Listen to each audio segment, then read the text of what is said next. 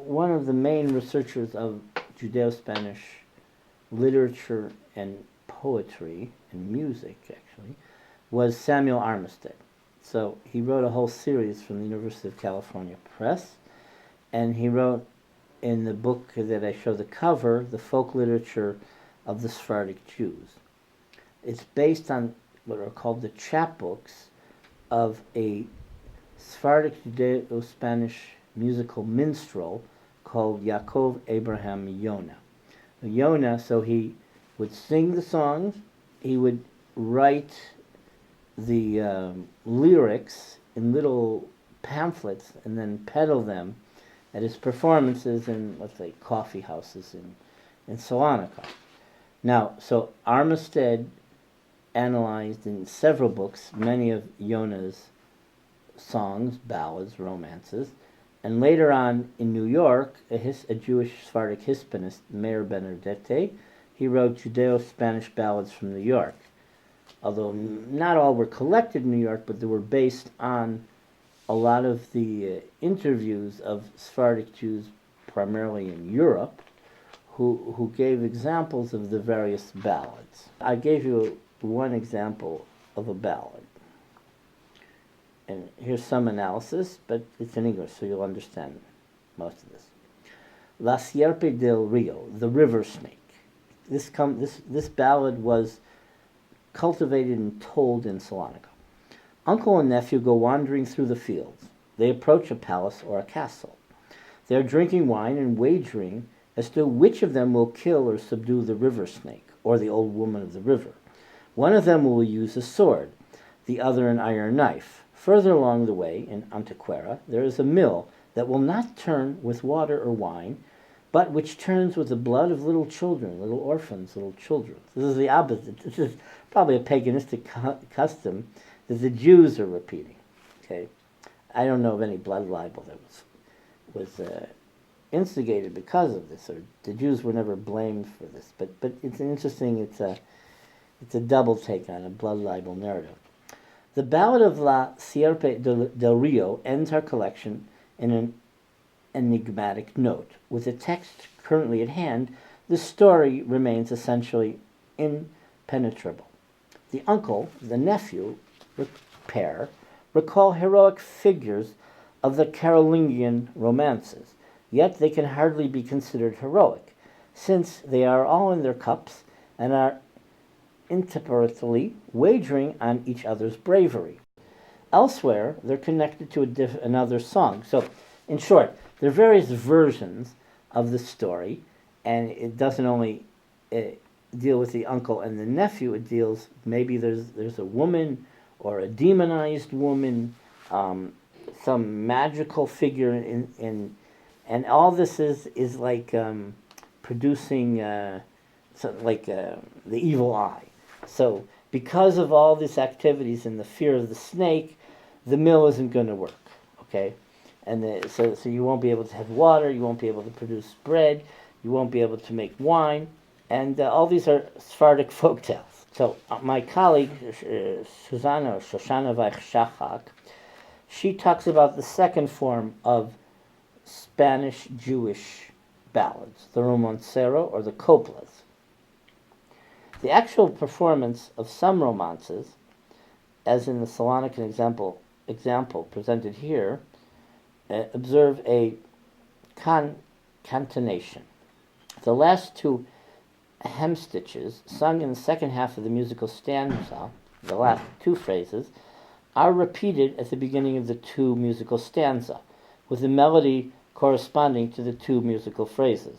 Okay, now, cantigas, the cancionero. The second type of Sephardic song is termed the cancionero, and is composed of cantigas, songs, that are well known in the Balkan Ottoman empire areas and contests in North Africa. These are mostly lyrical songs with a strophic A-B structure, with only the second and fourth lines rhyming, and a refrain following each stanza, frequently sung to a different melody than the stanzas.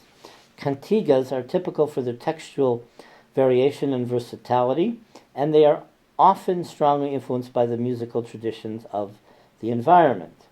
Some Sephardic cantigas are even known to be translations or parodies of Turkish songs. Cantigas present no textual continuity.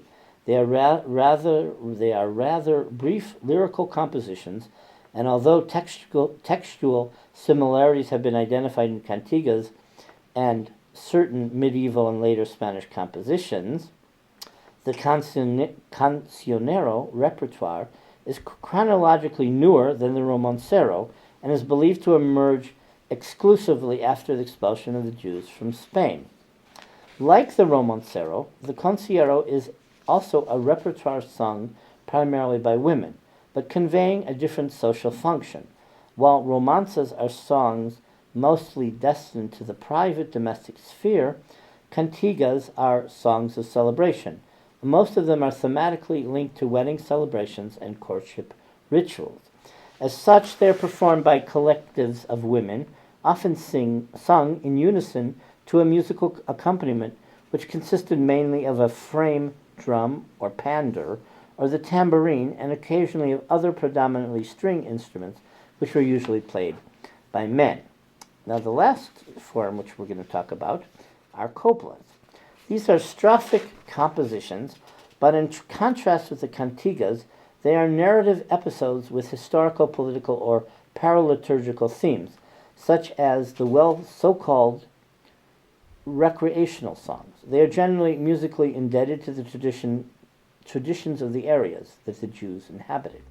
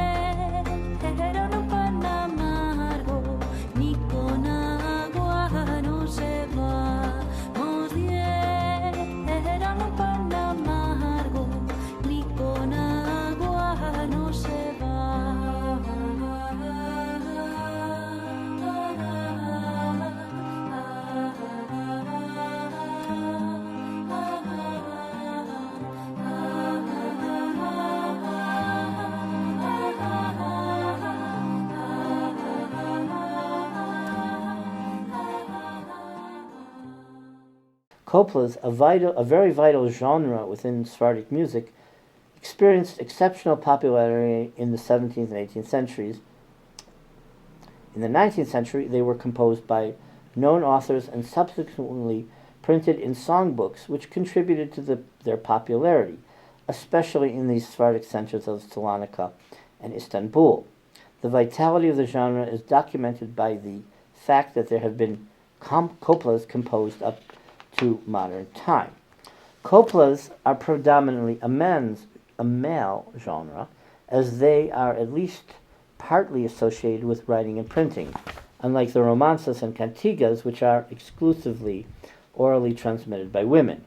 They are performed to instrumental accompaniment as part of religious festivals, like Coplas de Purim or Hanukkah, and both family celebrations and social occasions. There is also a small body of coplas celebrating the life cycle, such as the Coplas de Parida, songs of the mother-to-be, sung on the occasion of childbirth. But mostly this is a social, recreational, and religious paraliturgical genre.